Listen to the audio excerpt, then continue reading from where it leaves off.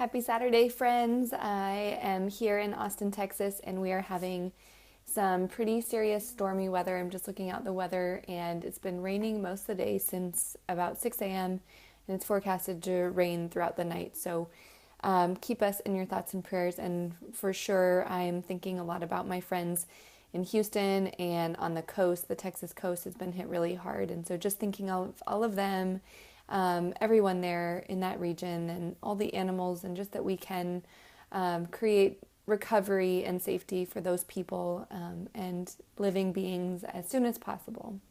But I'm here today on day 27 of my Facebook Live challenge, and today I'm going to talk about 5 super legit reasons to say no.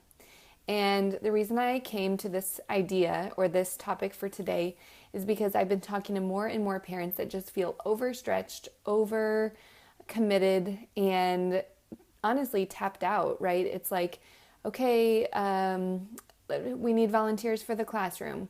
We need parents to join the PTA.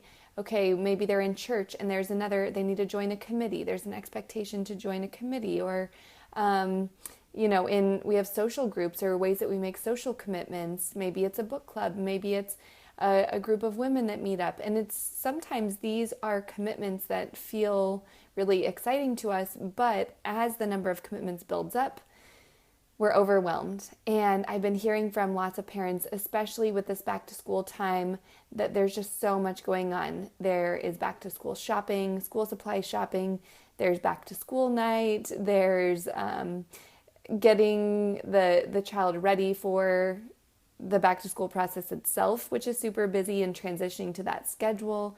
And there's a lot of opportunity to volunteer or to commit to a schedule to show up at the child's school. And, I know that being an educator for the last 10 years, this is also the same, and this is also true for educators, right? That we have a ton of commitments and a ton of things to juggle. And so just everybody in my life, all of my important people, my friends, my family, my clients are totally affected by this back to school energy. And so this has brought up my topic for today, the legit reasons to say no. So my first reason for you, reason number 1 is, so these are reasons to say no. Say no if you're saying yes or maybe only out of obligation.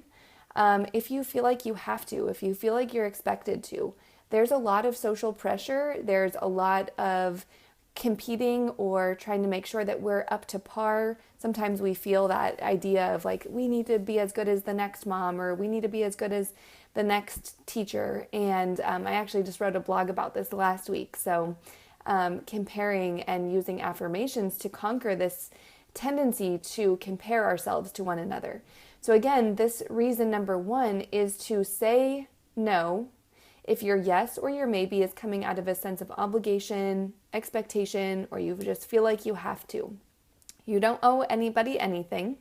You have permission from me, but more so from the universe, from whatever greater power you believe in, and most importantly, from yourself. You have no obligation to anyone else, and we have to work very hard to protect this and to not let pressures or expectations from others or even from ourselves take over and pressure us into thinking that we have to say yes. Okay, reason number 2. If you have said yes in the past, so sometimes you've said yes in the past, so it's just kind of what you do. Maybe you have committed to a monthly book club. Maybe you have committed to volunteering in your child's class once a week. Just because you did that in the past does not mean you have to do that in the present or in the future. So we have to look at each day or each new opportunity through a fresh lens, and it's hard because we hold ourselves to high standards. Oftentimes we hold ourselves to the highest standard. And so we might have the tendency or the impulse to say yes just because we have done that, and that's the way that we've operated in the past. But again, here is permission that each opportunity is an opportunity to say yes as much as it's an opportunity to say no. Okay, reason number 3. If you don't feel in alignment with the commitment at hand.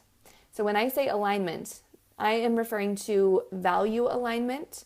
I am referring to alignment to your priorities and also alignment to your interests. So if something just does not feel in alignment with the way that we've prioritized our time or we intend to spend our time, a no is a great answer.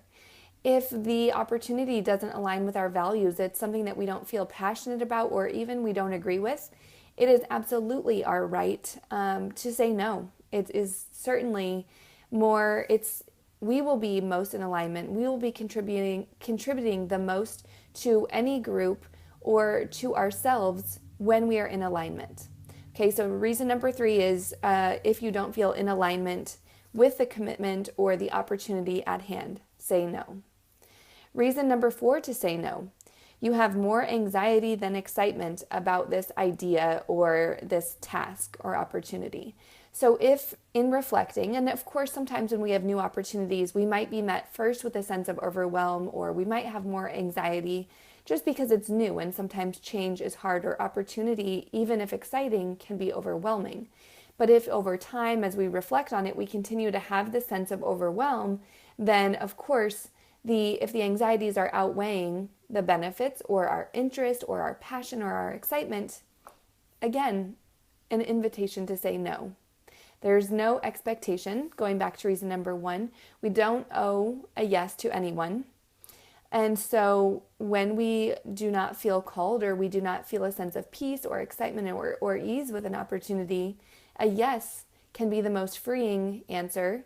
And then going back to number 3, it can bring us into the greatest sense of alignment.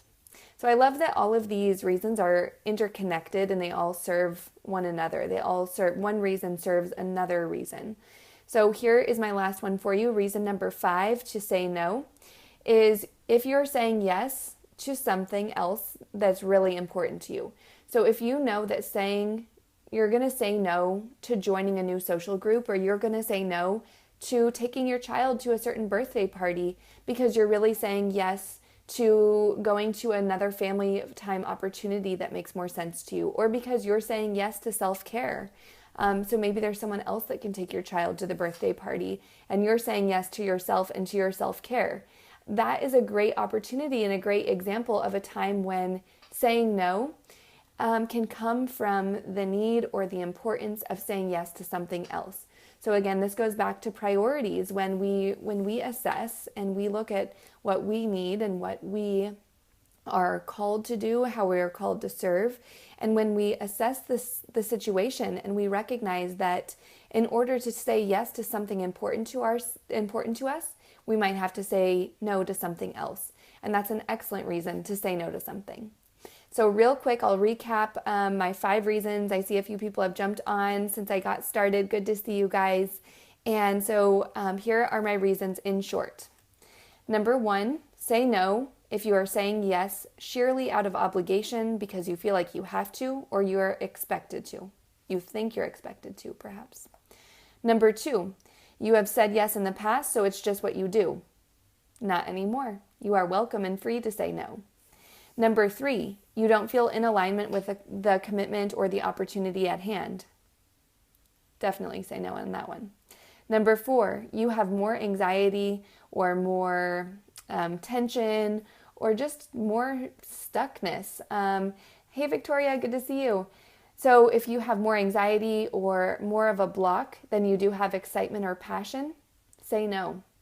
And number 5, you are saying yes, if you're saying yes to something else that's really important to you. So saying no to one thing in order to say a bigger or greater yes to something else.